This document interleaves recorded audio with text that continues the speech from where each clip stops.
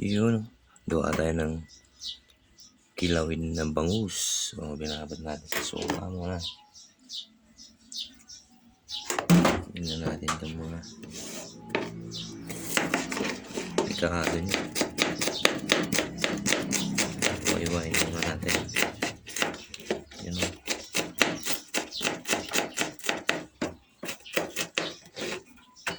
Diyan.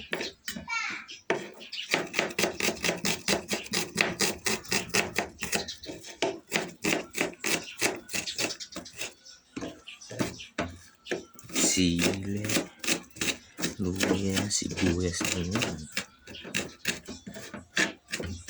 Ayan o. Sina ba? Hindi na magkakain. Luya. Ayan na maliliit.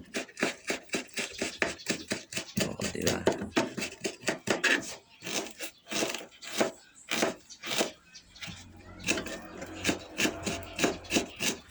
Maliit lang na hiwa yan.